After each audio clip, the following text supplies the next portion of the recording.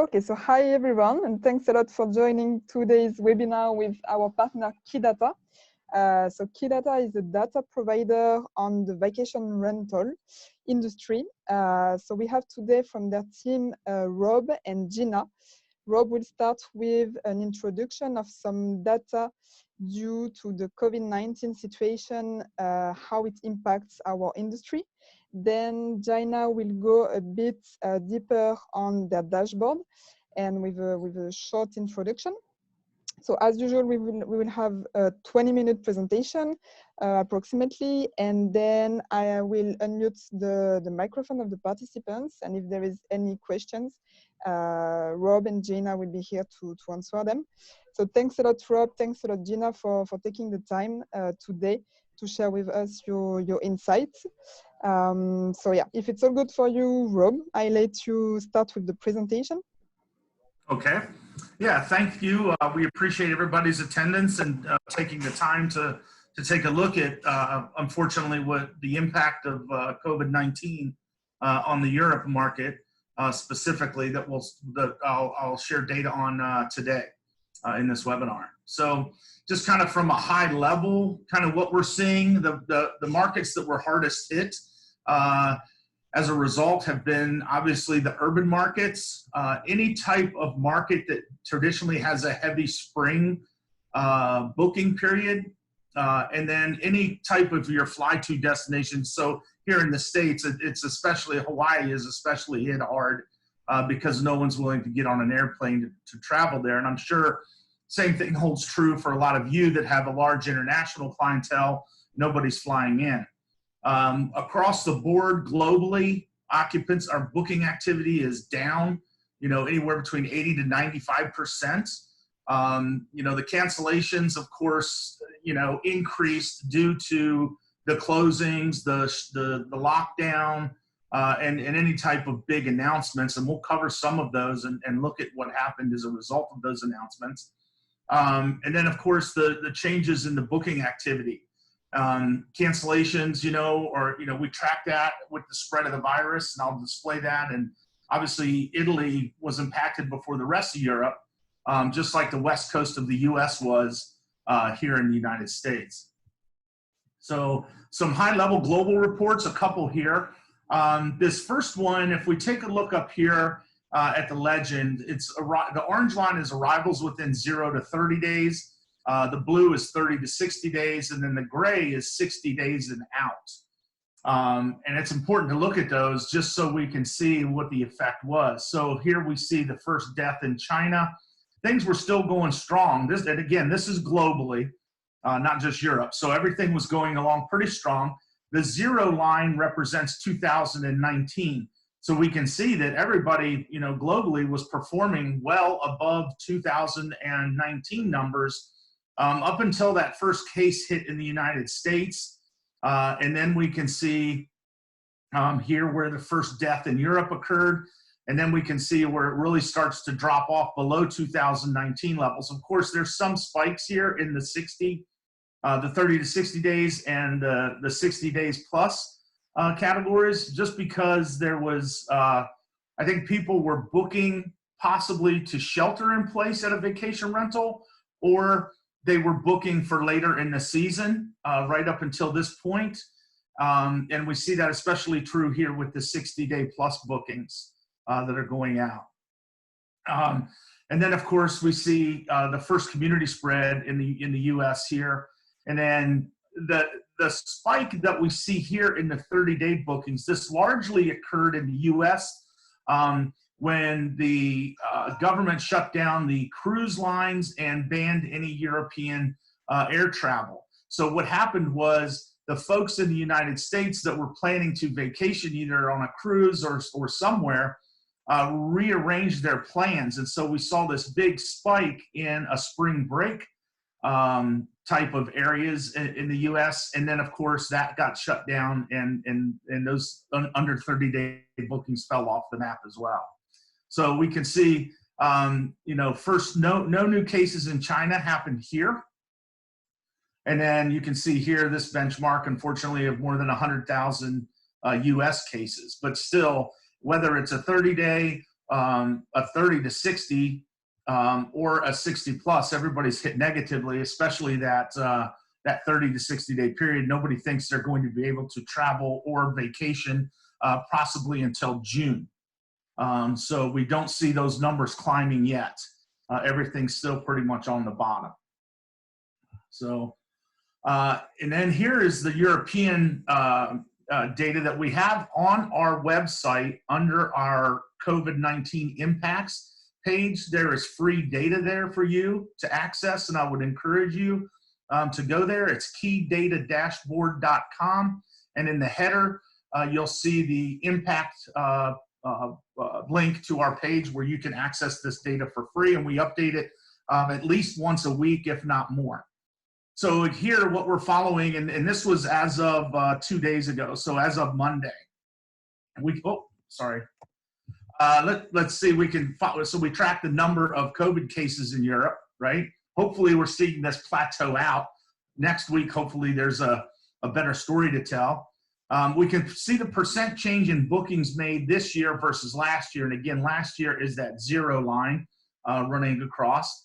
And we can see that really around right at the end of February is when the percent of bookings made per day really started to drop off. And then lastly, we follow the canceled stays per day. And usually around any of the big announcements is when you see the peaks, right? So if there are extensions of shelter in place or stay at home order, you see those here reflected. Just some year-over-year changes in the average guest bookings per property. So we're looking here at Europe, and again, it's the same 30 to 60 and 60 days out. And we can see that all of the bookings really decreased right around the time frame here of around, I'm going to guess that's probably about February 18th or 17th for the UK. And then we can see that little bit of a spike here again that's correlating with that cruise line and air travel ban shutdown that happened in the UK. Unfortunately, where things were worse in Italy, you can see where everything kind of fell off of the table right here. Of course, your 30-day bookings going all the way back to the first were non-existent. They were below last year's average. And then your 30 to 60 days kind of had some peaks and valleys based on the news. And then when things turned really bad, of course, that dropped as well. And then finally your 60-day pluses. But you can see that curve, a little glimmer of hope here on those 60-day plus arrivals. You can see that line starting to come back up here right at the end. Okay, so that's a good sign for Italy that there are some bookings being made. And then we look at Spain, and very similar to Italy, you can see everything kind of came undone here, had a little bit of a bump right in here at the beginning of February, had a 30 to 60 day bump here. And I'm not positive when Spain ordered their shelter in place, but I'm thinking that this could have been a number of bookings that for people that wanted to shelter in place in a vacation home, where we saw this spike, and then of course it falls off there too for Spain. Now we'll look at some individual country reports. And this one, I kept this slide in here just because it's interesting to follow the cancellation curve. So what we're looking at here is in Italy, we can see the number of COVID cases, right, that were affected. And then here we see the bookings in green. And then we can see where the booking decline is. I'm sorry, not cancellations, but the booking decline curve. And of course, right after that March 11th timeframe, it flattens right out. There is a little peak here coming up. I guess this is last week, maybe Wednesday or Thursday of last week, somewhere here. And then we take a look at the same thing for Spain. I'm not quite sure what this anomaly is in the bookings. Again, I'm thinking it could have been regarding a shelter-in-place order, and there was a big jump for a day or two, or possibly a few days more than that, but a big peak in booking those shelter-in-place vacation rentals. And then we can look at the bookings by day or per day, 2019 again in the zero line, and then we have France, Italy, Spain, and the UK. We can see a big spike in the UK here right at the end of January, the one here in France, and then the one here in Spain that we just discussed. But you can see for the most part, everything's fallen down. And this anomaly here, I'm not sure if there, and maybe somebody can inform me at the end when we open it up for questions, if there was an announcement in France that came, that slowed things, or not slowed things down, but you know, that had a major effect on zero bookings for a few day period here at the beginning of April. I'd be curious to know if anybody has insight on that. Then we can look at cancellations versus bookings. And here we can see in France, here's when France announced their lockdown. So we can see we had a pretty big spike, I think, people leading up to that with cancellations. And then you can see, you know, the bookings in the lighter blue line here just were non-existent, but the cancellations kept coming. Kind of a little bit of a different story in Italy, where things, you know, they announced their lockdown on the 9th, so about a week earlier than France did. And you can see the spike in the cancellations, but you can also see a small spike here in the bookings. I think people thinking that they were going to shelter in place in a vacation rental again, and then it kind of falls off, and then we start to see as the curve flattened out in Italy and the number of deaths and new cases was declining. I think people are seeing a glimmer of hope, and they're starting to book a little bit more again. In Portugal, not so much. You know, we can see where it really, they declared their state of emergency on the 18th of March, and we can see the cancellations, but the bookings really fell off starting, you know, back here at the end of February, and they never saw a spike. It just, well, other than this minor one here, but then everything just fell off the table for them as well. And a little bit later in the UK, because they were probably the last European country affected to have a lockdown put in place, but still the cancellations came in well before that. And the bookings you know, of course, slowed down and fell off the table here the second week of March as well. So now this slide, adjusted paid occupancy. So the zero line again is 2019, but what adjusted paid occupancy is it's your occupancy minus any owner nights or maintenance holds. So it's saying of the inventory you have available to sell, how much have you sold in a percentage? And so you can look at the individual countries here. It looks like everybody was doing okay until we got right here to this last week in February. And then things gradually started to fall off. Spain held on the longest. Looked like most all other countries crossed the zero line here right around the first part of March. Spain held on for just a little bit longer before the eventual decline as well. Then we're looking at each individual country's adjusted paid occupancy. So 2019 is the gray line, and this year, of course, is in the blue line. And we can see where occupancy fell, you know, to near zero here in the month of starting in the beginning of March, all the way through into current time in April. And pretty much the same thing for Italy, a little bit more of a drastic line here for them, but you can still see that their occupancy, their paid occupancy is hovering somewhere around 12, 13%.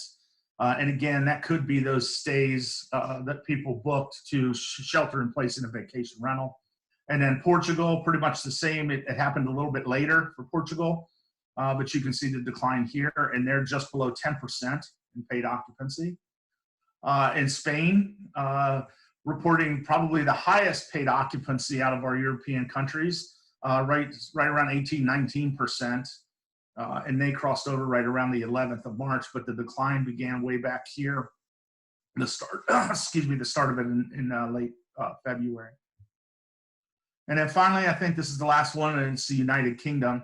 And again, they were a little bit slower with their orders for the lockdown, but you can see they're hovering somewhere close to Spain around that 18, 19, 17% range for this year versus last year, where of course everybody was much higher. So I'm going to turn it over to Gina here in a second, and she's going to share with you guys some of the live dashboard that you'll want to take a look at in your own dashboards if you're a KeyData client. If not, we would love for you to work with us, and we're actually giving the data dashboard to any BookingSync client for the next 60 days, just as an effort to help you guys take a look at your own data if you're not an existing user. So we would welcome that opportunity to work with you guys to help you if we can. So with that, Gina, I'll turn it over to you, and you just tell me where you want to go in the dashboard. Thank you so much. If you go into company and pacing detail, this report is just kind of a helpful future tool. And I mean future by looking out into the future. Rob, just to clean it up, if you'll go to add events and clear those or hide it all. Yep. So over in the key performance indicators on the right, we're going to look at adjusted paid occupancy, but we're also in the primary KPI going to do canceled stays. And you can just type C8, yeah. And then go ahead and take out 2019 to clear it up. And I'll tell you what we're looking at. There's an intersection here. So you'll see an intersection on the front end in February where the cancellations were actually way above the occupancy numbers for that time. The next intersection you see is between June and July.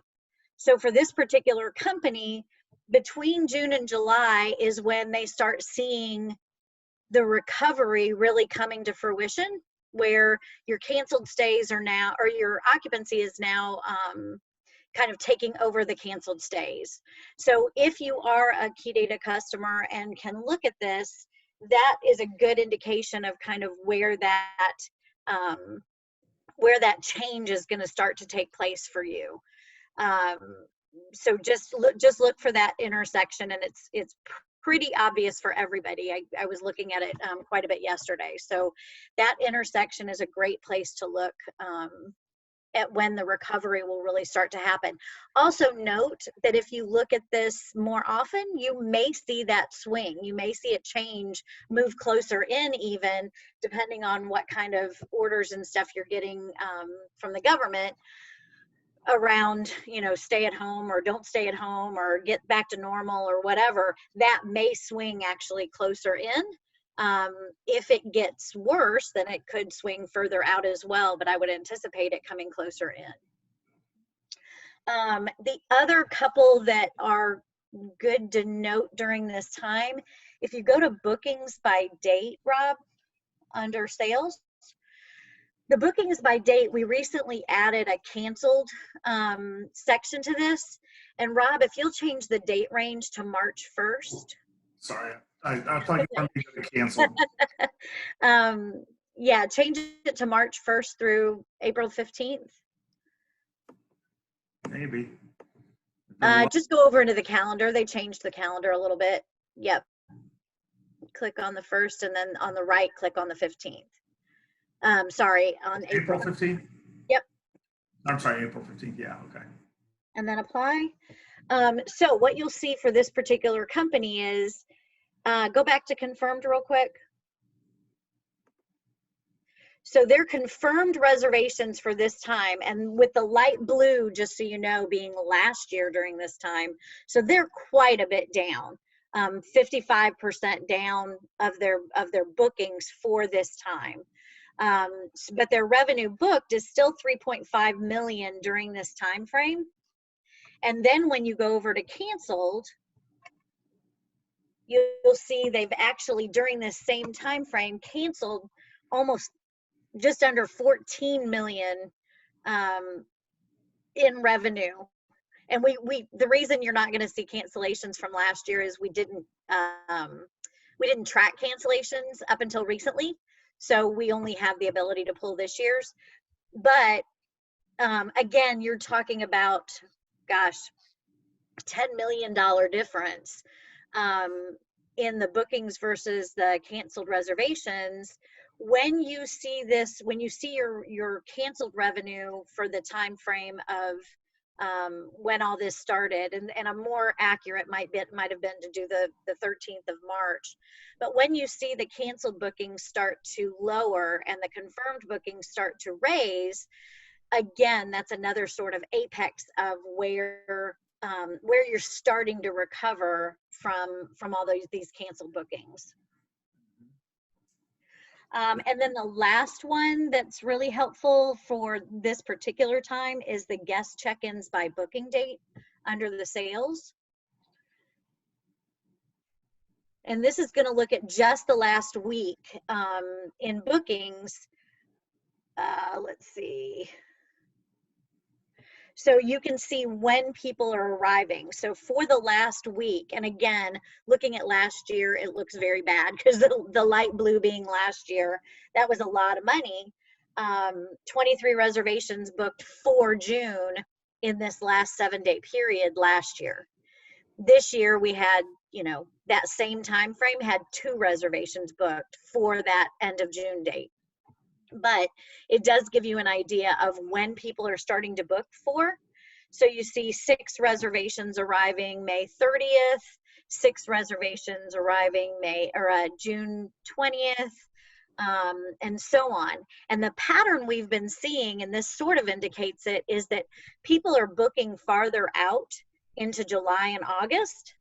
And then I think as we get further in, and again, it's sort of just a gut feeling based on what the news is saying and things like that. I think as things start to clear up and businesses are allowed to reopen, you'll see those numbers come actually backwards into more into June than into August and July. Right. But those are the 3 that we're probably going over the most in our discussions with people about kind of how to find the silver lining and how to find the far end of what we're going through now. Certainly any questions or anything, if you're a KeyData user, you'll kind of know where these are. If you're not, I'm happy to answer questions. And yeah. Thank you, Gina. That was great to hear you explain that out to the folks. And I just want to talk a little bit now before we open it up to questions about some of the things we're seeing in the U.S. In regards to future stays and what some of the companies are doing from a marketing perspective to get some more folks. So. What the common belief is here, and I can't imagine that it would be much different for our European friends, is that folks that are able to drive to your destination should be your primary market. So within a 3 to 5 hour drive, I don't think people are just going to jump back on airplanes right away in mass numbers until we have more assurance that the spread of the disease is at its lowest. So air travel locations should, and any destination actually, should try to micro market to those places within driving distance of your resort. And so that's a little bit of information we've gleaned from the many webinars that we've participated in and attended that we're hearing from folks. Actually, it's around the world, not so much just the US. So there's something there to think about from a potential marketing aspect for when things start to turn the other way and head back up in the recovery. So Audrey, I think this would be a good time if we wanted to open it up for questions. Yes, perfect. Thanks a lot, Rob, and thanks a lot, Gina, for the presentations. That was great insights that you shared with us. Maybe one word on what you noticed on the French market. So I can't exactly explain that, but what I know is that the French government announced 2 times the extension for lockdown. One of them was, I think, 26th or 27th of March for another 2 weeks. And now, just 2 days ago, they also announced another month actually of extension. So it's not really, those events are not really beginning of April, but more, yeah, just right before and like now 2 days ago. What I know is that, as you mentioned, actually, so some properties got booked more in the countryside. So it was probably something like people were trying to escape from cities, probably to go and stay locked down somewhere in the countryside to have a better place to stay. And France, let's say, realized that and got super strict with travels, even by car. So they actually started to control people on the road, asking them where they're going and so.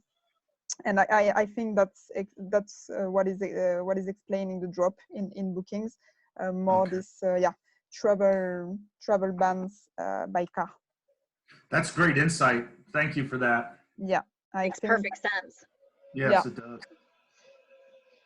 Because I think we in another presentation we saw that also some in some US states there was actually an increase in bookings in the countryside. Same like some, I don't remember exactly the name of the place, but it was something like 3 hours drive from New York, and we could see that there the increase in bookings was actually huge.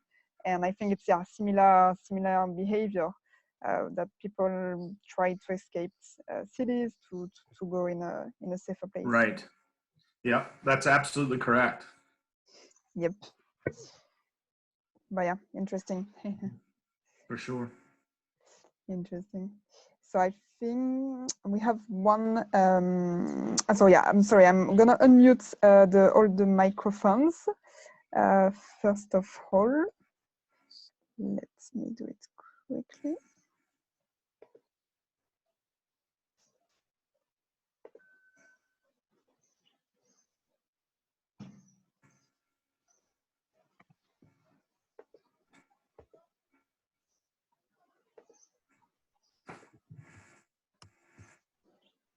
Okay, I think it's done. So we don't have any questions in the chat.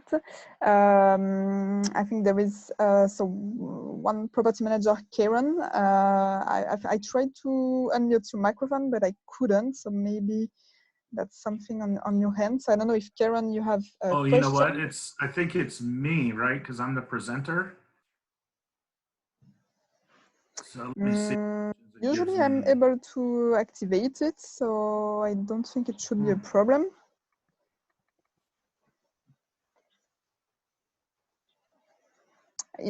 Would you mind? I'll stop sharing and send it back to you, Audrey. So perfect.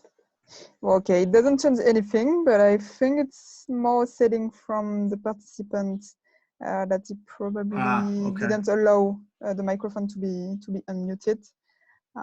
So Karen, if you have any questions, feel free to ask them in the chat and to ask me if or to change the setup on your side, the setting on your side if you want to ask a question. I posted, Rob, the link to the resources that you're updating on your website, as you mentioned. So that's also something we will share together with the recording of the webinar. Sure. Thanks a lot also for the information that you grant 60 days free access to BookingSync users to your dashboard. That's super great from you. How does it work? Should the clients contact you directly, or what's the best process to get access? The best way for someone to activate the 60-day period. Free period is to just reach out to me via email. Yeah. And it's just, I know it's in the presentation, but it's rob.johnson@KeyDataDashboard.com. So. Perfect. Well, thank you, Audrey, for having us. It was a pleasure. If we get questions that come in from the recording, please don't hesitate to send those to Gina and myself. Perfect. And do our best to answer them. Awesome. Thanks a lot, Rob. Thanks a lot, Gina. Thank you. Wish you and everyone a nice afternoon or nice day for you. And thanks a lot for your time today and for this presentation that is really helpful. And talk to you soon. Great. Thank you, Audrey. Thank you so much. Thank you. Bye-bye, guys. Bye-bye. Bye, Bye-bye. everyone.